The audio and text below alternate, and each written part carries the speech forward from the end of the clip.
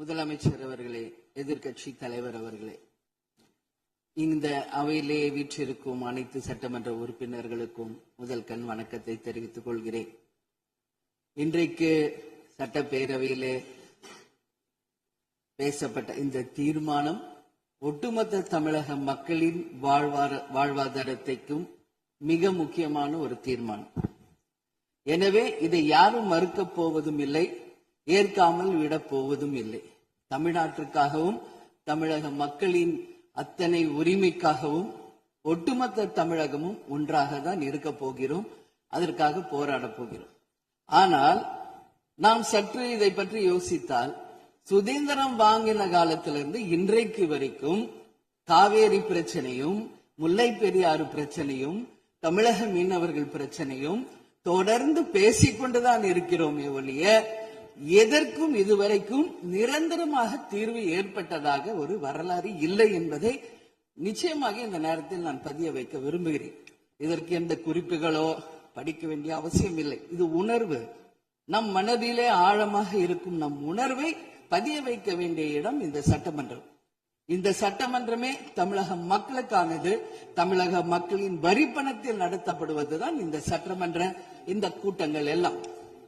அப்படி இருக்கையில் தமிழக மக்களின் உரிமையை நாம் ஒவ்வொரு முறையும் நம்மை சுற்றி இருக்கின்ற மாநிலங்களிடம் போய் கேரளா, கர்நாடகா, ஆந்திரா, இன்னொரு பக்கம் மீனவர்களுக்காக ஸ்ரீலங்கா என்று தொடர்ந்து கேட்டுக்கொண்டுதான் இருக்கிறோமே ஒழிய தன்னிறைவு பெற்ற ஒரு மாநிலமாக தமிழ்நாடு என்றைக்கு வரப்போகிறது என்பதை தான் நான் இந்த நேரத்தில் சிந்திக்கிறேன்.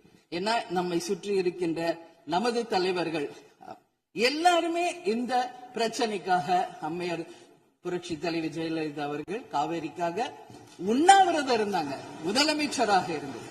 கலைஞர் அவர்கள் இதற்காக பல போராட்டங்கள் நடத்தினார். அண்ணன் ஸ்டாலின் அவர்கள் பல தீர்மானங்களை நிறைவேற்றி இருக்கிறார்கள்.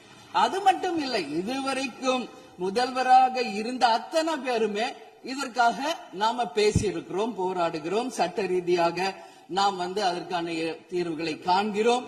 அது மட்டும் இல்லை, காவிரி மேலாண்மை ஆணையம் ஒரு தீர்ப்பு சொல்றாங்க, உச்ச நீதிமன்றம் ஒரு தீர்ப்பு சொல்றாங்க. எதுவும் பேசியும் இதுவரைக்கும் தீர்வு இல்லை. இப்பொழுது முதல்வராக பதவியேற்றிருக்கும் சிவகுமார் அவர்கள் சொல்றாரு, நாங்க பேச தயாராக இருக்கிறோம் என்று. நமது முதல்வரும் சிவகுமார் அவர்களும், நான் என்ன சொல்றேன், இது எல்லாரும் மக்களுடைய, இப்போ இந்த அவை இது முக்கியமான சட்டமன்றம். இங்க வந்தவொன்னு எல்லாருக்கும் என்ன கொடுக்கறாங்க? தண்ணி தான் கொடுக்கறாங்க. அப்போ ஒவ்வொரு மனிதருக்கும் தண்ணி தான் முக்கியம். இன்னைக்கு காவேரி தாயின்னு தான் நம்ம சொல்றோம்.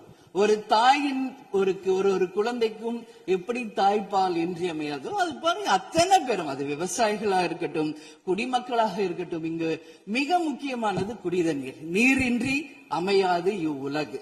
அதனால முதல்வர் அவர்களே, உங்களை நான் கேட்டுக்கிறது, எப்படி மின்மிகை மாநிலமாக தமிழகத்தை உருவாக்கணுமோ அது மாதிரி மின்மிகை நீர் மேலாண்மையை நாம் நிச்சயம் உருவாக்க வேண்டும் என்று கேட்டுக்கொள்கிறேன்.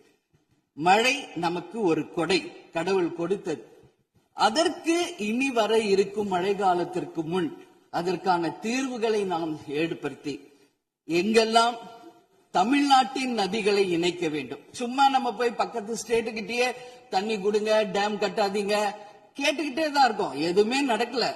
அதனால சொல்றேன், தன்னிறைவு மிக்க மாநிலமாக நம் தமிழ்நாடு உருவாக வேண்டும் என்று மாண்புமிகு முதல்வர் அவர்களை நான் கேட்டுக்கிறேன்.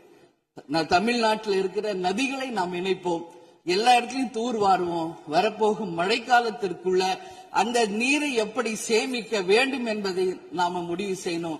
வீணாக கடல்ல போய் நீர்ல கலக்கிறத தடுத்தாலே தமிழ்நாடு மின்மிகை நீர் மேலாண்மை நிச்சயம் வரும் என்பதை தெரிவிச்சுக்கிறேன். இதுல யாருக்கும் எந்த மாற்று கருத்தும் இருக்காது. தமிழ்நாடின் உரிமை என்றைக்கும் நாம் விட்டுத்தர முடியாது. முன்னொரு காலம் புரட்சி கலைஞர் கேப்டன் எதிர்கட்சி தலைவராக இருந்தபோது தமிழகத்தின் பிரச்சனைக்காக அனைத்து கட்சியும் ஒன்று திரட்டி டெல்லிக்கு சென்று பிரதமரை சந்தித்து தமிழக மக்கள் சார்பாக கோரிக்கை வைத்தார். அதுபோல் தேவைப்பட்டால் அனைத்து கட்சியையும் நீங்கள் ஒன்றாக அழைத்து சென்று தமிழக மக்களின் உரிமையை நிலையாக உறுதியாக நீங்கள் நிலைநாட்ட வேண்டும் என்பதை நான் கேட்டுக்கொள்கிறேன். எனவே தேசிய முற்போக்கு திராவிட கழகம் என்றைக்கும் தமிழ்நாட்டின் உரிமைக்காகவும் தமிழக மக்களின் உரிமைக்காகவும் உறுதியாக மேகதாதுவில் அணை கட்டக்கூடாது என்பதிலும் எந்த மாற்று கருத்தும் இல்லை. தீர்மானத்தை வரவேற்கிறேன் என்று கூறி அமர்கிறேன். நன்றி, வணக்கம்.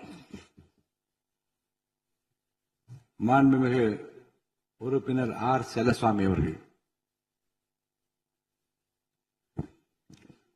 மாண்புமிகு பேரவைத் தலைவர் அவர்களே, மாண்புமிகு முதல்வர் அவர்களே, மாண்புமிகு எதிர்க்கட்சி தலைவர்களே, மாண்புமிகு